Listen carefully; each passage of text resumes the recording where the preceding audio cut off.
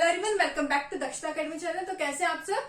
तो लास्ट 3 दिन से हम फंडामेंटल राइट्स के बारे में पढ़ रहे हैं। तो अभी तक हमें इतना समझ आ चुका है कि फंडामेंटल राइट्स यानी कि जो मूल अधिकार है वो कितने जरूरी है, और बेसिक सी चीजें हमें पता लग गई है कि कोई भी चीज, कोई भी कानून, कोई भी प्रोविजन अगर हमारे फंडामेंटल राइट्स के अगेंस्ट जाए, हमारे फंडामेंटल राइट्स यानी कि मूल अधिकारों का अगर हनन करे, उनका वॉयलेशन करे, तो वो चीज जो है कंप्लीटली जो है खारिज कर दी जाएगी, वो बिल्कुल जीरो कर दी जाएगी। और उस चीज के अगेंस्ट अगर कोई प्रावधान ऐसा है जो हमारे फंडामेंटल राइट्स का, हमारे मूल अधिकारों का हनन करे, तो उसके अगेंस्ट जो है रिट भी हम जारी कर सकते हैं, रिट लगा सकते हैं। कहाँ?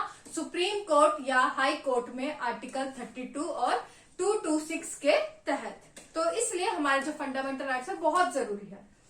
अब बार बार हम बात जरूर कर रहे हैं कि जो हमारे मूल अधिकारों का अगर हनन होगा, तो आखिर जो हमारे किसके द्वारा हमारे मूल अधिकारों का हनन किया जा सकता है, जिसके अगेंस्ट जो है हम रिट जारी कर सकते हैं और बोल सकते हैं कि आपकी जो आपने चीजें बताई है, प्रावधान बताए हैं, वो क्योंकि हमारे मूल अधिकारों का हनन कर रहे हैं, तो वो जो है टोटली जीरो हो जाएगी।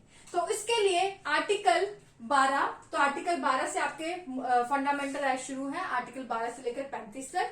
तो आर्टिकल 12 में एक प्रावधान किया गया है कि इसमें जो है आपकी राज्य की परिभाषा बताई है, राज्य यानी कि स्टेट, कि अगर राज्य के द्वारा जो भी चीज राज्य के अंदर आएगी, अब इसे आप उन चीजों से बिल्कुल कंफ्यूज मत करिएगा कि राज्य शब्द का यहाँ मतलब है कि जो आपकी स्टेट्स है, जैसे कि आपकी जो पंजाब, हरियाणा, राजस्थान, आंध्र प्रदेश, मध्य प्रदेश, यूपी, बिहार, तो हाँ ये राज्य वैसे तो है, लेकिन यहाँ जो संविधान में आर्टिकल 12 में जो राज्य की परिभाषा दी गई है, वो आपकी राज्य की परिभाषा जो है यहाँ पर लागू नहीं होती है। तो इसमें क्या है राज्य की परिभाषा, ये भी हम आगे समझेंगे।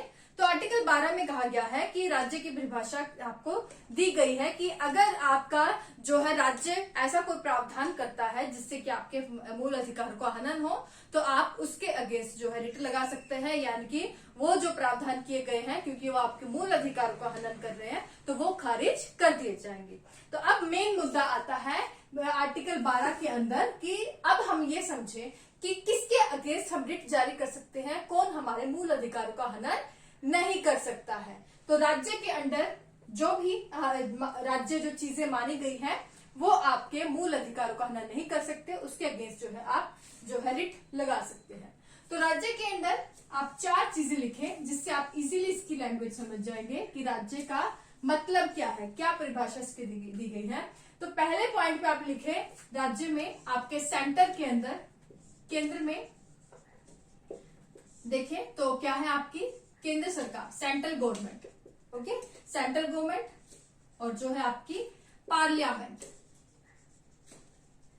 यानी कि संसद।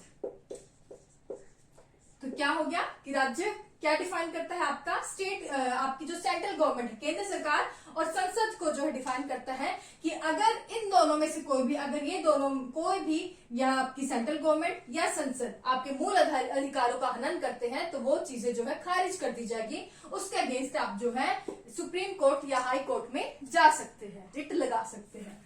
तो एक मतलब है आपका राज्य से आपकी केंद्र में, सेंटर में सेंट्रल गवर्नमेंट और पार्लियामेंट। दूसरा है राज्य से, जो हम टिपिकल मतलब जानते हैं राज्य से, आपका जो आपका स्टेट है, राज्य है वही, जो आपकी स्टेट गवर्नमेंट है, राज्य सरकारें हैं कोई भी आपकी। उसके अलावा जो राज्य सरकार में आपका जो क्या है, विधानमंडल है आपकी, क्या है, लेजिस्लेटिव असेंबली या विधानमंडल। तो राज्य के अंदर क्योंकि ये भी आ गई, आपकी जो है राज्य सरकारें भी आ गई, स्टेट गवर्नमेंट भी आ गई, आपकी विधानमंडल भी आ गई, तो अगर ये भी अगर आपकी चीजें जो है अगर आपके मूल अधिकारों का हनन करते हैं, उनका वॉयलेशन करते हैं, तो इनके अगेंस्ट भी जो है आप सुप्रीम कोर्ट में, हाई कोर्ट में आर्टिकल 32 और 226 के तहत जो है रिट लगा सकते हैं, और वो चीजें जीरो की जा सकती है। उसके बाद तीसरा पॉइंट है जो आपकी राज्य के अंदर इंक्लूड होगी, वो होगी स्थानीय सरकारें या लोकल गवर्नमेंट, लोकल अथॉरिटीज। क्या है? लोकल अथॉरिटीज या स्थानीय निकाय।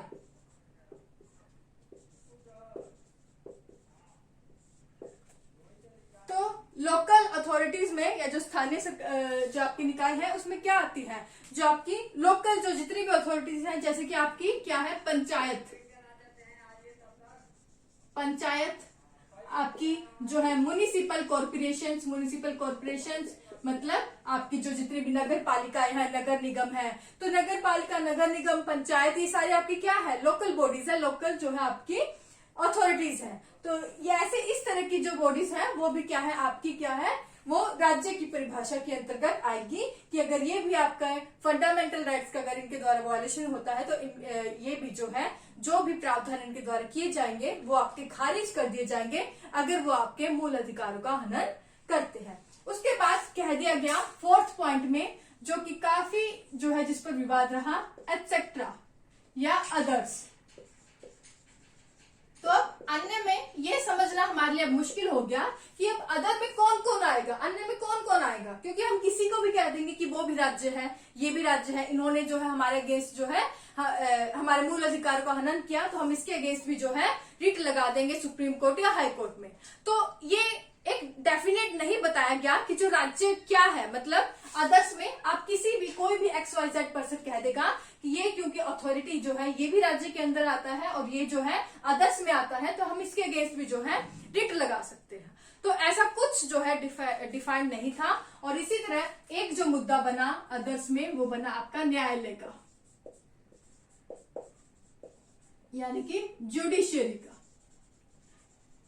तो बहुत बार विवाद उठा है कि जो आपका न्यायालय है, जुडिशियरी है, वो भी राज्य के अंदर आएगा या नहीं आएगा, क्योंकि अगर राज्य के अंदर ये भी आ गया, अगर जुडिशियरी या न्यायालय भी हमारे मूल अधिकार को हनन करते हैं तो उसके अगेंस्ट भी जो है हम रिट लगा सकते हैं और उसके प्रावधानों को भी हम खारिज करा सकते हैं। तो इस पर विवाद रहा। तो इस पर जो है एक वाद आया, वो आपका आया मिराजकर मामला, मिराजकर मामला, जो कि कब आया आपका 1966 में। और इसमें कितने जजेस की बेंच बैठी, 9 जजेस की जो है बेंच बैठी, और जिन्होंने फैसला किया कि जो आपका न्यायालय है वो जुडिशरी है, वो राज्य के अंतर्गत नहीं आता है। तो ये आपका राज्य जो है वो नहीं है, क्योंकि अगर इसे भी राज्य घोषित कर दिया गया तो आप न्यायालय के द्वारा कोई भी डिसीजन जो भी लिया जाएगा, अगर वो मूल अधिकार का अगर हनन करेगा तो वो आपका जीरो हो जाएगा, वो डिसीजन ही जीरो हो जाएगा। तो कहा गया आपका जो जुडिशरी है, आपका न्यायालय है, वो आपका जो है राज्य के अंतर्गत नहीं आता। अब अगर ऐसी कोई बेंच बैठती है जजेस की जिस बेंच में 9 से अगर ज्यादा जो है जजेस बैठते हैं, तो इस मामले में मिराजकर मामला जो दिया था, इस मामले में जब कहा गया कि न्यायालय आपका जो क्या है राज्य नहीं है, इसमें 9 जजेस की बेंच बैठी थी। अगर 9 से अधिक जजेस की बेंच बैठती है और अगर वो इसके अगेंस्ट फैसला करती है कि नहीं ऐसा नहीं है, न्यायालय भी आपका जो है एक राज्य है, तो ये फैसला जो आपका पलट दिया जाएगा और कह दिया जाएगा कि आपका जुडिशरी या न्यायालय भी राज्य है। लेकिन अगर 9 जजेस की बेंच से कम जजेस की बेंच बैठती है तो चाहे वो इसके अगेंस्ट जो है अपना डिसीजन ले ले, वो आपका डिसीजन पलटा नहीं जाएगा जब तक 9 जजेस से ज्यादा की बेंच जो है नहीं बैठती और वो ये डिसीजन ना दे दे कि न्यायालय जो है आपका राज्य है। तो तब तक अभी तक यही है कि जो जुडिशरी है वो न्यायालय जो है वो राज्य के अंतर्गत नहीं आता, यानी कि इसके अगेंस्ट हम रिट जारी नहीं कर सकते कि ये हमारे मूल अधिकारों का हनन कर रहा है। दूसरा जो मामला उठा वो उठता है आपका बीसीसीआई के बारे में। तो बीसीसीआई के बारे में कि ये आपका राज्य है या नहीं है, तो ये आपका जो है राज्य है। क्या है? ये आपका राज्य है और ये राज्य है। और ये किस मामले में कहा गया? आपके श्रीनिवासन मामले में। नोट कर ले, श्रीनिवासन। तो श्रीनिवासन केस में कहा गया, श्रीनिवासन मामले में, जो बीसीसीआई है आपका राज्य है, तो आप इसके अगेंस्ट जो है आप रिट लगा सकते हैं अगर ये आपके मूल अधिकारों का, आपके फंडामेंटल राइट्स का वायलेशन करता है। उसके बाद है एनसीईआरटी। एनसीईआरटी जो आपकी संस्था है, इसके बारे में कहा गया कि ये आपकी है या नहीं। तो इसके बारे में कहा गया कि जो एनसीईआरटी है ये भी आपका राज्य नहीं है, और ये राज्य नहीं है तो अगर इसके द्वारा कोई प्रावधान किया जाता है जो कि आपके मूल अधिकार को, अगर आपको लगता है कि आपके मूल अधिकार को हनन करता है, तो उसके अगेंस्ट भी रिट नहीं लगा सकते, क्योंकि ये भी आपके राज्य के अंतर्गत नहीं आता है। और ये किस मामले में कहा गया कि एनसीईआरटी जो है राज्य के अंतर्गत नहीं आता है, ये आपका कहा गया चंद्र मोहन खन्ना मामले में। तो चंद्र मोहन खन्ना केस में कह दिया गया कि जो एनसीईआरटी है वो आपका राज्य के अंतर्गत नहीं आता। तो ये जो आपके 4 पॉइंट्स आपको याद रखने हैं कि आर्टिकल 12 में राज्य की परिभाषा दी गई है कि जो जो चीजें जो है, जो जो अथॉरिटीज, जो जो निकाय राज्य के अंतर्गत आएंगे उसके अगेंस्ट जो है आप रिट लगा सकते हैं, उन प्रावधानों को खारिज कर सकते हैं।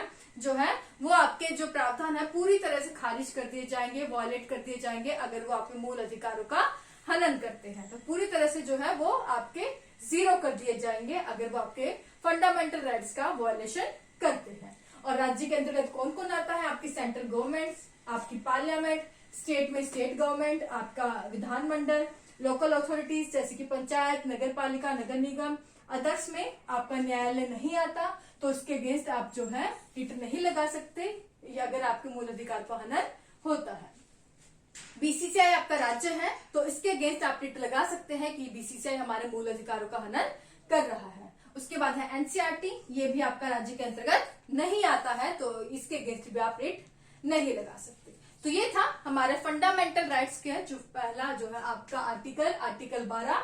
तो पूरा मैंने डिटेल में समझाया है। जैसे आप लोगों के कमेंट आए थे कि मैम आप वाद भी बताए, कौन से केस में क्या बताया गया, तो वो भी मैंने अच्छे से एक एक चीज जो है एक्सप्लेन की है। फिर भी अगर आपको कोई भी अगर डाउट रहता है तो आप मुझे कमेंट में पूछ सकते हैं, मैं रिप्लाई जरूर करूंगी। और वीडियो अगर अच्छे लगे तो लाइक करें, शेयर करें, चैनल पर नए हैं तो सब्सक्राइब कर ले और सब्सक्राइब करने के बाद बेल आइकन को जरूर प्रेस करें ताकि आपको मेरी वीडियो की नोटिफिकेशन मिलती रहे। आज के लिए बस इतना ही। Thank you so much.